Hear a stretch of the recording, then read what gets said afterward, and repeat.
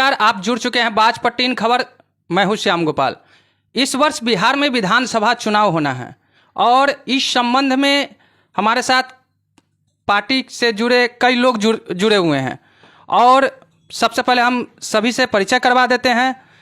ये हो गए भाजपा से सुनील कुमार पप्पू और ये हो गए जनसुराज पार्टी से प्रवीण कुमार गुड्डू और ये हो गए सत्ता में बैठी सरकार जनता दल यूनाइटेड के प्रखंड अध्यक्ष राजेश कुमार दास जी।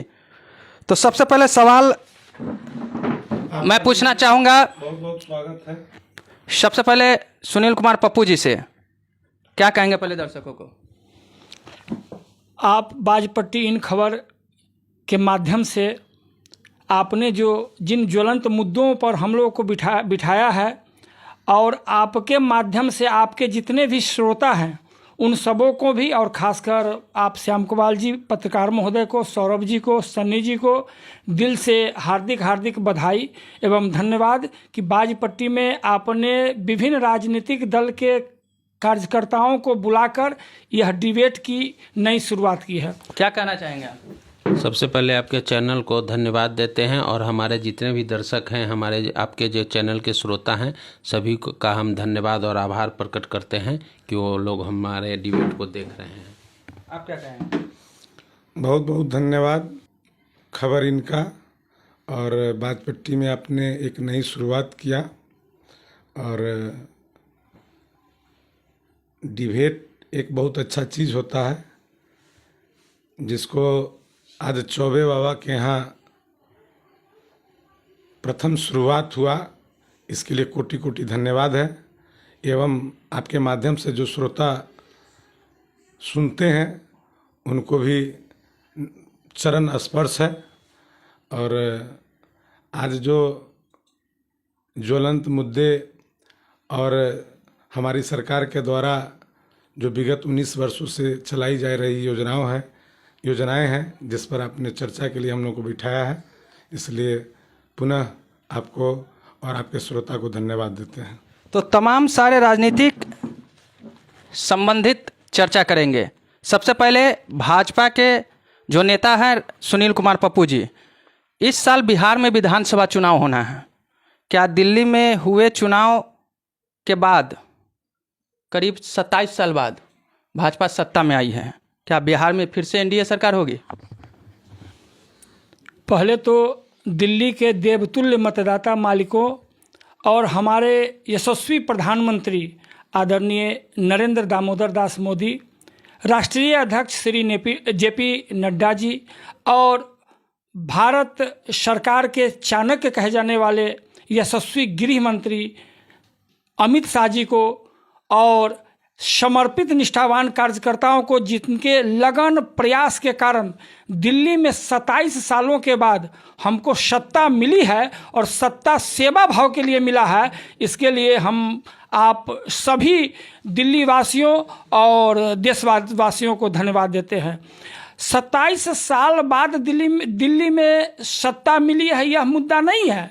यह मुद्दा है कि 27 साल के लंबे संघर्ष के बाद हमें सत्ता मिला है। और बिहार की बात है तो बिहार में तो लगातार 2005 से भी राष्ट्रीय जनतांत्रिक गठबंधन के नेतृत्व में और आदरणीय नीतीश कुमार जी के नेतृत्व में सरकार चल रहा है और सबका साथ, सबका विकास और सबका मतलब कि विश्वास की नीति पर हमारी सरकार चल रही है। उसी का परिणाम है कि 2025 में जो बिहार में विधानसभा चुनाव होने वाले हैं उनमें हमारे आदरणीय नेता मतलब कि सम्राट चौधरी हो, चाहे अमित शाह जी हो, चाहे हमको विजय सिन्हा जी डिप्टी सीएम हो, सब लोगों ने एक स्वर में कहा है कि हम आदरणीय नीतीश कुमार जी के नेतृत्व में ही चुनाव लड़ेंगे। और हमारा जो संकल्प है, क्योंकि भारतीय जनता पार्टी के हम लोग संकल्प लेते हैं तो उसको सिद्ध करके दिखाते हैं और 225 सीट बिहार में जीतने का जो लक्ष्य रखा गया है उसको हम पूरा करेंगे और आदरणीय नीतीश कुमार जी जी के नेतृत्व में बिहार विधानसभा का चुनाव लड़ा जाएगा। और हमने बिहार को, जो बिहार घोटाला से त्रस्त था, जो बिहार अविकसित बिहार था, जो भ्रष्टाचार से मतलब कि ग्रस्त बिहार था, अपहरण उद्योग बिहार में था, उस जंगल राज को 2005 में खत्म किया और तब से हम लोगों ने एक नया बिहार बनाने का काम किया। और इस बिहार का जो कभी 1000 करोड़ में बजट होता था 26,000 करोड़, 32,000 करोड़, 25,000 करोड़, उस बजट को हमने 2.5 लाख करोड़ रुपया बिहार के बजट को ले जाने का काम किया और हर क्षेत्र में सर्वांगीण विकास किया, चाहे वह शिक्षा का क्षेत्र हो, स्वास्थ्य का क्षेत्र हो, पुल पुलिया का क्षेत्र हो, लॉ एंड ऑर्डर का क्षेत्र हो। इसीलिए हमको विश्वास है कि पुनः 2025 में हमारा गठबंधन 2025 में 225 सीट जीतेगा और लालू यादव के नेतृत्व में 2025 सीट जीतेगा। क्या कहेंगे? देखिए, 225 इस बार तो ये लोग का नारा है 225 और भारतीय जनता पार्टी, जनता दल यूनाइटेड, दोनों मेरे भाई अगल बगल बैठे हुए हैं, लेकिन इस बार ये लोग का दाल नहीं गलने वाला है। ये दोनों के जो शासन है 20 वर्ष का, अब जनता सब समझ चुकी है। नया बिहार बनाना है, प्रशांत किशोर जी के नेतृत्व में नया युवाओं को नौकरी देना है, 2000 पेंशन देना है, और जितने भी हमारे माता बहन हैं या हमारे जो घर के लड़के बाहर रहते हैं सबको यहाँ बिहार में काम देना है। आने वाला समय आपको बताएगा नया बिहार बनाना है। देखिए, नीतीश कुमार एक विचारधारा की सरकार है।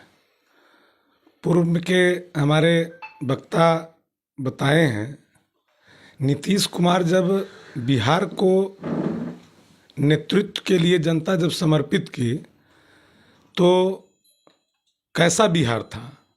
उस समय की जो व्यवस्थाएं थी, शिक्षा का स्तर इतना गिरा हुआ था कि आप आज जिस बिजली का आनंद हम लोग ले रहे हैं, उस समय याद कीजिए कि हम लोग जनरेटर का पॉइंट लेते थे मोबाइल चार्ज करने के लिए, वह भी एक स्थिति था।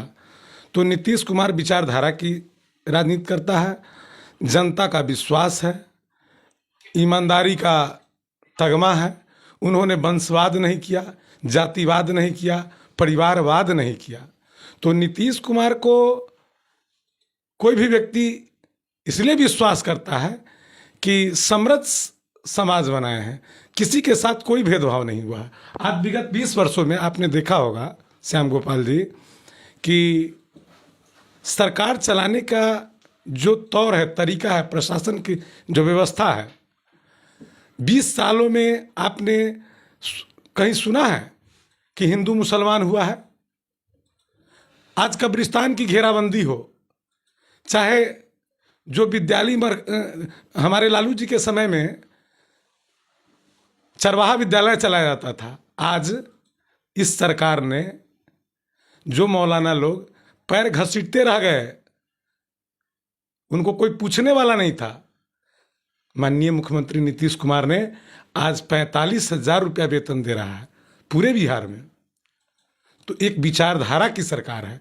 हमारे यहाँ सामंजस्य व्यवस्था है, ऐसा गुलदस्ता है जिसमें गुलाब, जूही, चमेली सब समरस व्यवस्था से रहते हैं। इसलिए इस विचारधारा के साथ सब लोग हैं और जिसका नेतृत्व आदरणीय नेता माननीय मुख्यमंत्री नीतीश कुमार कर रहे हैं। हमारे अभी भाई ने बताया, एनडीए की सरकार में पुनः जो भगवा लहर मोदी जी के नेतृत्व में चलाया जा रहा है, माननीय मुख्यमंत्री नीतीश कुमार जी के नेतृत्व में जो चलाया जा रहा है, जो बगल के यूपी के मुख्यमंत्री आदरणीय योगी जी के नेतृत्व में जो चलाया जा रहा है, आप तुलना नहीं कर सकते हैं।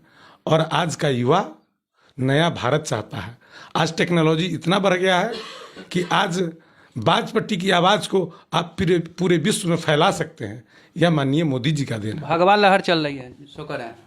भगवा लहर जहाँ चल रहा है वहाँ आने वाले समय में बिहार में भगवा लहर इस बार नहीं चलने वाला है। इस बार हम लोग जन स्वराज का सरकार बनाने जा रहे हैं। 243 सीट पर हम लोग चुनाव लड़ने जा रहे हैं और बिहार में अपनी सरकार बनेगी। जनसुराज के बिहार में नया आगाज हुआ है, उपचुनाव भी लड़ी थी। लेकिन एमएलसी चुनाव छोड़कर किसी में अच्छा प्रदर्शन नहीं रहा है, क्या कहेंगे? जहां 4 सीटों पर चुनाव लड़ा गया वहां पदयात्रा नहीं हुआ था। हमारे पार्टी को लोग बेहतर ढंग से जान भी रहे थे। मैं भी उस चुनाव में बेलागंज में घूम रहा था और एक बेलागंज में, इमामगंज में, उसके बाद 2 जगह और लड़ी थी चुनाव। तो हम लोगों ने अपना पार्टी को वहाँ पर एस्टेब्लिश करने का प्रयास किया, नहीं हुआ। हम लोगों ने जनता के बीच जाने का प्रयास किया है। तो हम लोग उस कमी को दूर करके आने वाले समय में उस पर प्रयास कर रहे हैं कि हम लोग आम जनता के बीच जाएं और अपनी बातों को लोगों को समझाएं और आने वाला 2025 में अपना परचम लहराएं। विपक्ष के नेताओं ने उपचुनाव के बाद इस तरह आपका प्रदर्शन रहा, कहा कि आपकी कहानी यही समझ में आ गई कि किस प्रकार का रवैया आगे होने वाला है। तो अब देखें ना कि अभी तुरंत एमएलसी चुनाव हुआ है, 2-2, 3-3 बड़े दल थे, हमने सेकेंड स्थान प्राप्त किया है और हमने लड़ा है। तो हमारी लड़ाई अब शुरू हो चुकी है। नई पार्टी है, लोगों को जोड़ रहे हैं, नए लोग आ रहे हैं, लोगों में विश्वास पैदा किया जा रहा है, अपनी बातों को समझा रहे हैं और बहुत जल्द ही बिहार की जनता ये बात समझ जाएगी कि बिहार में अब जनस्वराज से ही कायाकल्प होने वाला है और आने वाले समय में बिहार में उसी का परचम लहरेगा। बिहार में जनस्वराज का क्रियाकलाप होने वाला है? बिहार में जन स्वराज का कहीं से कोई चर्चा तक भी नहीं है। एक प्रशांत किशोर जी हैं जो ठेकेदारी लेते हैं राज्यव्यापी कि पश्चिम बंगाल में ममता बनर्जी को जितावेंगे, तेलंगाना में कांग्रेस को जितावेंगे, उत्तर प्रदेश में उत्तर प्रदेश में अपने अपने बारी पर बोलिएगा, अपने बारी पर बोलिएगा, अपने बारी पर बोलिएगा भाई प्रवीण भैया, अपने बारी पर बोलिएगा। और क्या बोलते हैं, इनसे ही पूछिए, इनसे पहले पूछ लीजिए, उसके बाद हमसे पूछिएगा। उसके बाद यूपी में अखिलेश यादव को जितावेंगे। तो प्रशांत किशोर, एक मिनट भैया, एक मिनट, अपने टर्म पर बोलिएगा तो ज़्यादा बेहतर रहेगा। तो उनको वह रणनीतिकार कहे जाते हैं और बिहार में कोई रणनीति नहीं चलेगा। बिहार में चलेगा तो सिर्फ योगी और मोदी का जादू चलेगा और पूरा बिहार भगवामय होगा। 2025 में 225 सीट जीतेंगे और पुनः एनडीए की सरकार बनेगी और पुनः आदरणीय नीतीश कुमार जी बिहार के सीएम बनेंगे। ये लोग जो दिन में मुंगेरी लाल का हसीन सपना देख रहे हैं, इनका सपना धरातल पर कभी भी नहीं आएगा और पुनः हम अपनी सरकार बनाकर बिहार की जनता को और बिहार की आवाम का सेवा करेंगे।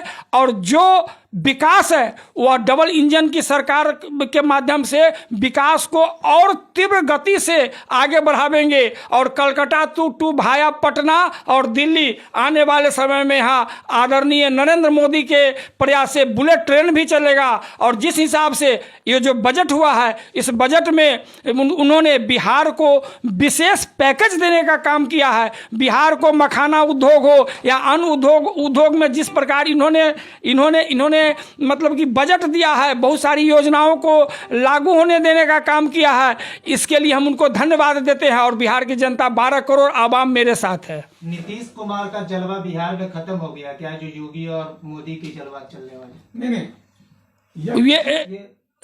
नहीं, नीतीश कुमार की जलवा खत्म होने का चीज होता है सौरभ जी, मैंने पहले ही बताया है। नीतीश कुमार एक विचारधारा है ना, एक व्यवस्था है। गठबंधन के लोग नहीं, कभी नहीं बोले हैं। विचारधारा के हमारे मित्र प्रवीण जी बता रहे थे प्रशांत किशोर जी के बारे में। जरा एक बात बताइए, ठीक बोले हैं कि एमएलसी का चुनाव हुआ है, आप ईमानदारी पूर्वक बोलिए कि आप की जो व्यवस्था है, जो धनबल का प्रयोग किया गया, धनबल का प्रयोग किया गया। अरे नहीं भाई, धनबल का कहाँ से प्रयोग इनका होगा? पैसा पकड़ाया, इनका डॉक्टर जो विनायक गौतम है, खाना का पैसा 2 लाख रुपया 2 लाख रुपया गाड़ी में पकड़ाया और कहते हैं कि धनबल का हम प्रयोग नहीं कर रहे हैं। अरे मैं वो भी बता रहा हूँ, हमारा जो सभी होटल पर इनकी गाड़ी, अरे हम लोग के पैसा से आप क्या परेशान है? पैसा सब जो भी है प्रशांत जी का 1 नंबर का पैसा है। आज से पैसा थोड़ी है, पैसा वो कमाए हुए हैं बुद्धि विवेक से, सरस्वती जी के कृपा से। पिछले पिछले ही दिन उन्होंने कहा है कि सरस्वती के कृपा से मैंने रुपया कमाया है। रुपया मैं कोई ठेकेदारी करके नहीं लाया हूँ, कहीं दलाली करके नहीं बनाए हैं, रणनीति बनाए हैं ममता बनर्जी। जहां जो जनता पश्चिम बंगाल में ममता बनर्जी के कुशासन से त्रस्त था, वहां बैठकर इन्होंने उस जनता को अपमानित करके और ममता बनर्जी को अपने रणनीति के माध्यम से कहें कि हम सत्ता में लाएंगे और बीजेपी 2-3 अंक भी पार नहीं कर पाएगा, उसके बावजूद 77 सीट लाए। और प्रशांत किशोर जी जो कह रहे हैं कि बिहार में हम सरकार बनाएंगे, युवा हमारे साथ है, तो युवा इनके साथ नहीं है, युवा सम्राट चौधरी जी के साथ है, नितिन नवीन के साथ है। इस वर्ष एनडीए चुनाव अगर साथ में लड़ती है, बिहार की बात कर रहे हैं, जिस प्रकार महाराष्ट्र में जो खेला हुआ, भाजपा पार्टी ज़्यादा सीट ली आई और वहाँ अपनी सरकार बने, क्या यह संभव है बिहार में? अरे बिहार में भी संभव है। कल नीतीश कुमार को 20 को सीट आएगा, भाजपा उनको मुख्यमंत्री नहीं मानेगा। बीजेपी को हम शुरू से जान रहे हैं। 42 विधायक जनता दल यूनाइटेड के और 78 या 80 विधायक भाजपा के, उसके बाद भी आदरणीय मतलब कि हम नीतीश कुमार को मुख्यमंत्री बनाए हुए हैं। अभी जो सरकार चल रही है, आज उदाहरण स्वरूप तो है ही, आज भी सरकार जो चला रही है, हमारी जो घटक दल है एनडीए, हमारे साथ जो बीजेपी है, आज भी ज़्यादा सीट लाई हुई है। लेकिन कहा ना, मोदी एक विचारधारा है भारत का, नीतीश कुमार बिहार की विचारधारा है। नीतीश कुमार बिहार के बारे में सोचते हैं, माननीय मोदी जी भारत के बारे में सोचते हैं। उनका सपना है, नीतीश कुमार का सपना है कि बिहार आगे कैसे बढ़े। जो बीमारू बिहार था, उस बिहार को सजाने में, संवारने में, यहाँ के युवाओं को, युवतियों को आगे लाने में उनकी क्या भूमिका रही है। पिछड़ों को, अति पिछड़ों को आरक्षण दे करके जो व्यवस्था लाई है, त्रिस्तरीय पंचायत में भारत में सर्वप्रथम माननीय मुख्यमंत्री नीतीश कुमार जी ने यह व्यवस्था लाई। और आज देखिए, महिलाएं जनप्रतिनिधि हैं, आज आरक्षण का लाभ मिला है। पिछड़ा, अति पिछड़ा, अनुसूचित दलित, महादलित का बेटा कहीं पर जिलाध्यक्ष है, तो कहीं पर प्रमुख के रूप में है, कहीं मुखिया के रूप में है, कहीं जिला परिषद के रूप में है। ये समरस व्यवस्था है, इस व्यवस्था को आप कैसे खत्म कर दीजिएगा? समरस व्यवस्था है, समरस व्यवस्था हम भी मान रहे हैं, लेकिन जो विकास होना चाहिए, जिसे हम लोग बार बार आपको बोल रहे हैं कि जो हमारे बिहार के युवा बाहर जाकर 10-12 हज़ार का नौकरी करते हैं, हमको उस पलायन को रोकना है। आपका सारा विकास हो रहा है, ट्रेन में भर भर के बाहर जा रहे हैं, वहाँ कमा रहे हैं, दिल्ली में फैक्ट्री में मजदूरी करते हैं, गुजरात में मजदूरी करते हैं। हमको उस पलायन को रोकना है, तब जाके बिहार का विकास होगा। पुल पुलिया से बिहार का विकास नहीं होगा। प्रिय मित्र, किस क्षेत्र की बात आप कर रहे हैं? आज तो मुखिया, आप जिला पार्षद हैं, विधायक, एमपी के यहाँ लोग माने प्रतिदिन जा रहे हैं कि हमको एनएमसीएच में सीट दिलवा दीजिए, हमको वहाँ इलाज करवा दीजिए, हमको सीतामढ़ी सदर में सीट दिलवा दीजिए। क्या यही व्यवस्था थी? आप किस तरफ कह रहे हैं? हम कहते हैं कि जिस गांव की लड़कियां आज ड्रेस पहन करके, झुंड पहन करके विद्यालय में जा रही है, आप विद्यालय का व्यवस्था देखिए, वहाँ का रख रखाव देखिए, खान पान देखिए, क्या यही 20 साल पहले व्यवस्था थी? मैं बार बार कह रहा हूँ कि विचारधारा है। नीतीश कुमार ने शहर और गांव दोनों को एक जैसा ला दिया। 20 साल पहले यही व्यवस्था थी। अरे विद्यालय में पढ़ाई हो रहा है, कोई अपना बच्चा है इंग्लिश सही से नहीं बोल पाता है, बाहर में जाता है काम करने तो उसको छोटा सा नौकरी दिया जाता है। आसाम, बंगाल, पंजाब, गुजरात का बच्चा आता है, 20 साल का नौकरी करता है, वो अंग्रेजी बोलना जाता है। यही व्यवस्था बिहार में है। नीतीश कुमार के नेतृत्व में 15 साल में 7 लाख से ऊपर शिक्षकों की बहाली हुई।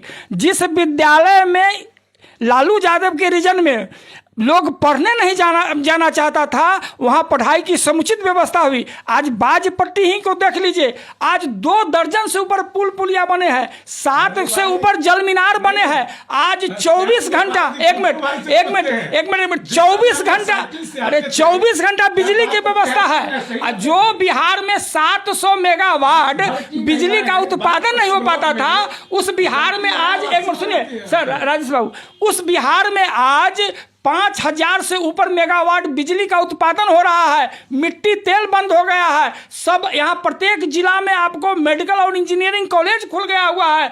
आज 2028 तक जनधन मतलब कि अन्नपूर्णा और अंत्योदय योजना के माध्यम से प्रत्येक यूनिट पर 5 किलो राशन फ्री दिया जा रहा है। पुल पुलिया सड़क, पीडब्ल्यूडी का सड़क हो, आरईओ का सड़क हो, आपको स्टेट हाईवे का सड़क हो, प्रधानमंत्री ग्राम सड़क योजना का सड़क हो, हर सड़क से गांव को पाट दिया गया है। और प्रवीण जी कहते हैं कि विकास नहीं हुआ। मुद्दों पर चुनाव लड़िएगा। हम तो पहले ही बोले हैं कि बिहार के विकास के लिए, बिहार के बच्चों के लिए, वृद्धा पेंशन बढ़ाने के लिए हमारी सरकार आएगी तो हम 2000 रुपया पहले ही बोले हैं। जो भी वो सरकार भीख के रूप में 400 रुपया दे रही है, उसको हमारी सरकार अगर आएगी तो 2000 रुपया प्रति व्यक्ति हम लोग वृद्धा पेंशन, विधवा पेंशन, सामाजिक सुरक्षा पेंशन देने का काम करेंगे। 20 साल से बिहार में सरकार है, क्या बिहार में बदलाव हुआ है कि नहीं हुआ है? देखिए, बिहार में जो बदलाव हुआ है, सड़क पुल पुलिया, इससे हम इनकार नहीं कर रहे हैं। लेकिन हमारा बिहार जो है गुजरात और महाराष्ट्र और बंगलोर की, कर्नाटक की श्रेणी में नहीं आ रहा है। 10 अग्रणी राज्य में अगर बिहार नहीं आएगा तो बिहार में जीना हम लोग का बेकार है। 2000 बिहार में अभी हमारे मित्र बता रहे थे आपको, हर जिला में इंजीनियरिंग कॉलेज और मेडिकल कॉलेज दिया जा रहा है। दरभंगा में एयरपोर्ट दिया गया, मुजफ्फरपुर में एयरपोर्ट दिया जा रहा है, सीतामढ़ी को मां सीता सर्किट हाउस से का निर्माण किया जा रहा है। क्या लग रहा है कि बिहार में विकास नहीं हुआ है? बिहार के युवाओं को कुशल युवा केंद्र के माध्यम से बच्चों को शिक्षा दी जा रही है, उनको अर्न करने की शिक्षा दी जा रही है। लड़कियों को ब्यूटी पार्लर का कोर्स दिया जा रहा है, कंप्यूटर का कोर्स दिया जा रहा है। आप शिक्षा की बात कर रहे हैं कि नहीं किया जा रहा है? क्या महाराष्ट्र वाली खेला हो सकता है यहाँ? मैंने बार बार बोला, मोदी जी एक विचारधारा है, नीतीश कुमार एक विचारधारा है। सपना में भी नहीं सोची इस बात को। फेस फिर कौन होगा? फेस माननीय मुख्यमंत्री बार बार विपक्ष हमलावर है और कह रहा है कि नीतीश कुमार थक चुके हैं। आप किस नीतीश कुमार की बात कर रहे हैं? विपक्ष कह रहा है, हम तो नहीं कह रहे। नहीं, विपक्ष ऐसा कभी नहीं कहा। आप लोग के माध्यम से इस बात को उठा करके विपक्षियों से अगर कुछ कहवाने की बात है तो ठीक है, आप चैनल में थोड़ा ग्लो लाना चाहते हैं, अच्छी बात है। लेकिन एक चीज़ को जान जाइए, मुख्यमंत्री एक ऐसी विचारधारा है, जब तक उनका सांस है तब तक जो भी घटक दल है, हमारे 5 घटक दल हैं, चाहे वो रामविलास जी के आदरणीय सुपुत्र माननीय सांसद चिराग पासवान जी हो, आदरणीय पूर्व मुख्यमंत्री जीतन राम मांझी जी हो, हमारे सांसद आदरणीय उपेंद्र कुशवाहा जी हो, सब लोग एक साथ मिलकर के चुनाव लड़ने जा रहे हैं। और इस बार टारगेट है 2025 में 225 सीट लाएंगे।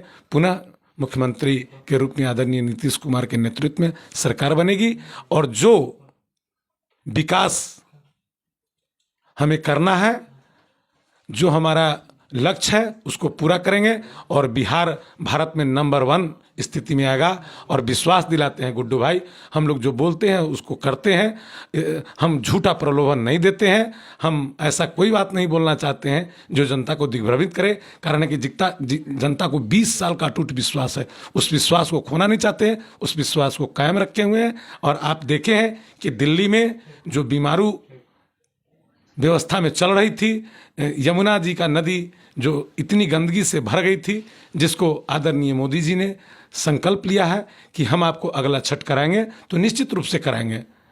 तो हमारे साथ विश्वास के साथ जनता जुड़ी हुई है, उनको पूर्ण विश्वास हम पर है, चाहे वो किसी प्रकार का हो, हाईवे हो, 4 लेन हो, 6 लेन हो। आपको बगल से निकाला जा रहा है राष्ट्रीय मार्ग के रूप में, 6 लेन के रूप में, सीतामढ़ी होते हुए, मधुबनी होते हुए बंगाल की तरफ। तो हर तरफ विकास हो रहा है। क्या उससे विकास नहीं होगा? मजदूर को काम नहीं मिल रहा है, मनरेगा के माध्यम से लोगों को काम मिल रहा है, हर ढंग का काम मिल रहा है। बिहार में युवाओं को शिक्षा का लोन दिया जा रहा है, जिससे गरीब घर के बच्चे भी पढ़े, आगे बढ़े। आज हर पंचायत में हाई स्कूल की व्यवस्था की गई है, लड़कियां ग्रेजुएट हो रही है, गांव की लड़कियां ग्रेजुएट हो रही है। इससे बड़ी खुशी की बात क्या हो सकती है? बीपीएससी अभ्यर्थियों को लेकर जिस तरह प्रशांत किशोर ने आंदोलन किया, उसके बाद गिरफ्तारी भी हुई, लेकिन उसके दरमियान जो ड्रामा हुआ, यह क्या संकेत है?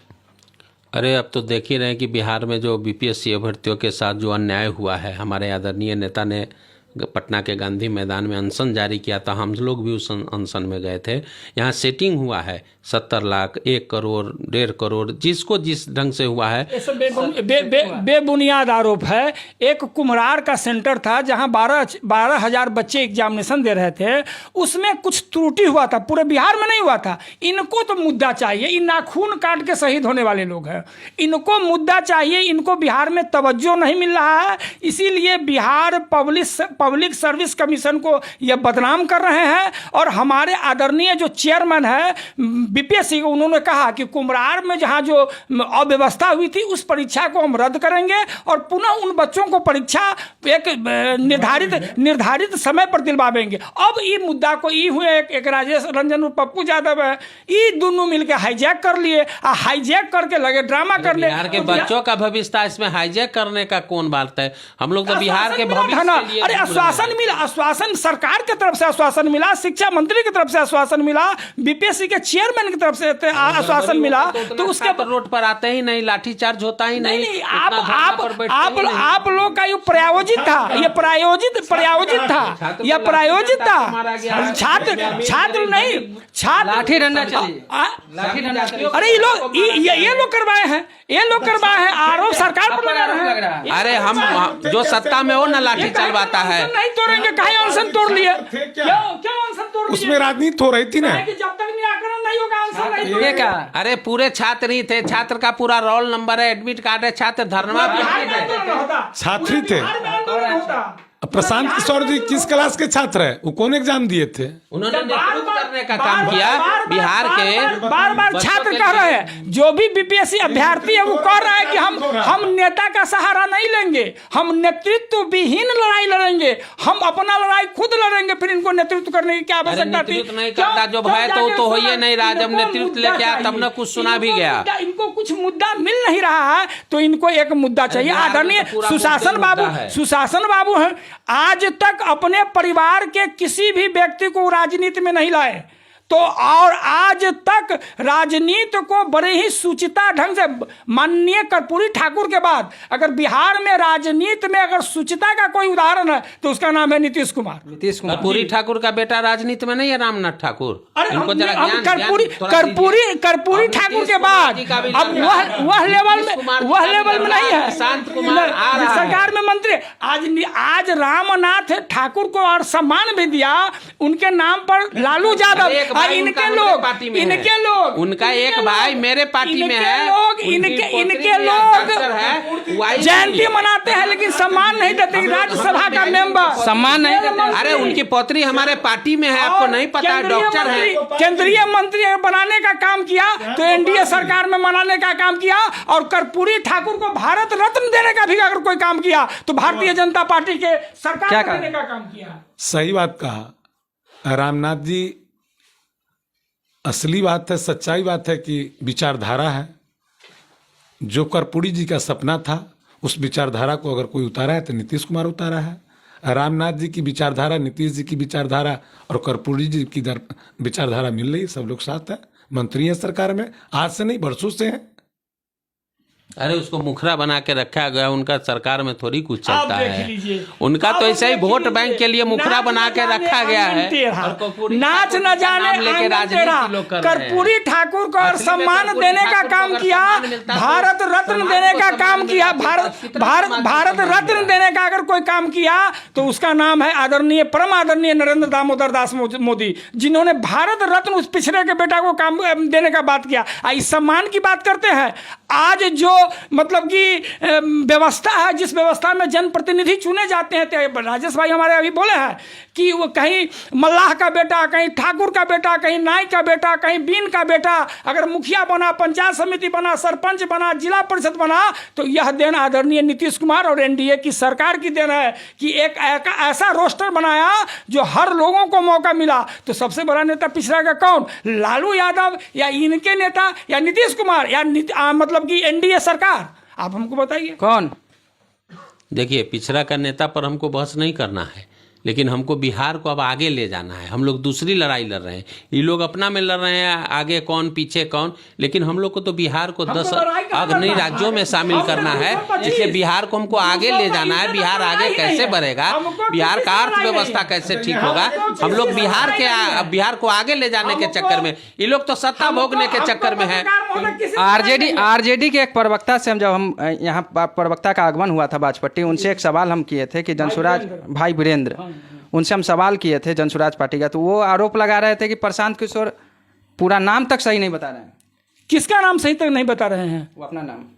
अरे भाई वीरेंद्र आरजेडी के प्रवक्ता क्या कहे, अब उस बिहाफ में हम क्या बोले, लेकिन इनको एक विपक्षी की साजिश है कि प्रशांत किशोर को मुखरा बनाकर बिहार में प्रस्तुत करे और कहीं ना कहीं से एनडीए को हरास करे, लेकिन यह होने वाला नहीं है। यह आरजेडी की बी टीम है, ईडी के इंडिया गठबंधन की बी टीम है। आरजेडी का बी टीम, कोई कहता है बीजेपी का बी टीम है, कोई कहता है आरजेडी की। आप तो बोलिए ना, किसी का कोई टीम नहीं है, ए टीम है, ए टीम।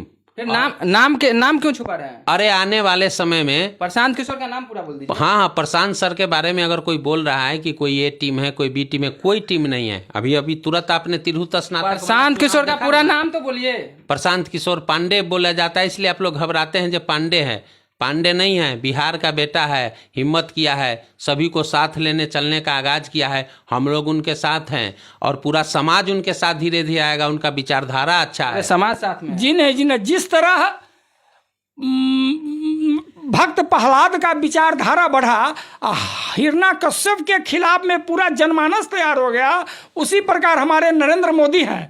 इनका विचारधारा, जेपी नड्डा साहब का विचारधारा, सम्राट चौधरी का विचारधारा, आदरणीय विजय सिन्हा जी का विचारधारा, उपेंद्र कुशवाहा का विचारधारा, चिराग पासवान का विचारधारा, नीतीश कुमार का विचारधारा का ज्योत जितना फैलेगा उतना हम लोगों को लाभ होगा और लाभ जरूर मिलेगा और 225 सीट जरूर जीतेंगे 2025 में। 2 वर्ष आपकी पार्टी इधर से उधर चली गई थी, क्या इस बार भी खेला हो सकता है? नहीं, विचारधारा शुरू से हमने कहा कि माननीय मुख्यमंत्री ने अगर आरजेडी के साथ सरकार बनाई तो विचारधारा के साथ बनाई थी।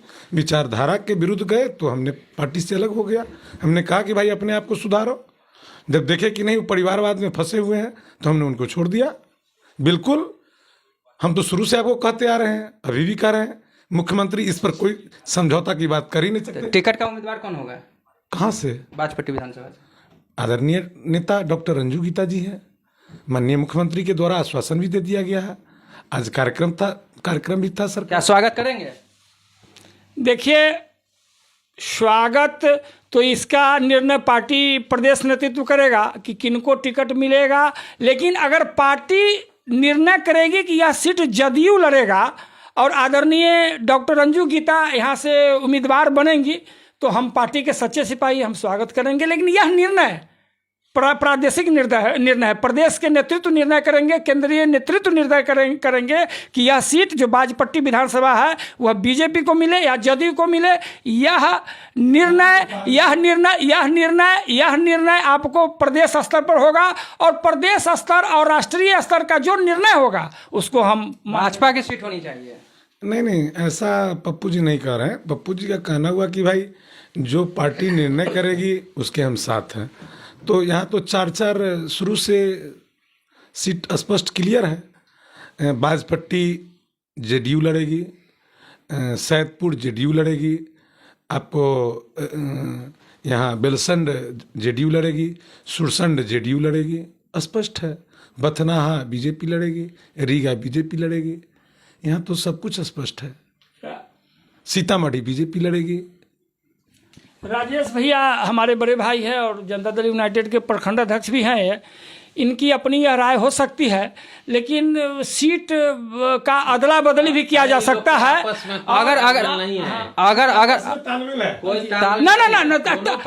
अपने दाव में बैठे हुई है कि सीट हम ले ले, सीट हम ले ले, है कि कहीं का ईंट कहीं का रोरा और सब मिला के भानुमती का कुनवा जोड़ा, उन्हीं के ही नेता है। हमारा नेतृत्व जो करे। अरे दोनों पार्टी में अंदरूनी अंतरा कलह चल रहा है, सीट बंटवारा में भी कलह चल रही है। श्याम गोपाल जी हमारे सुनील भाई बड़े भाई हैं, उनका भी कहना सही है।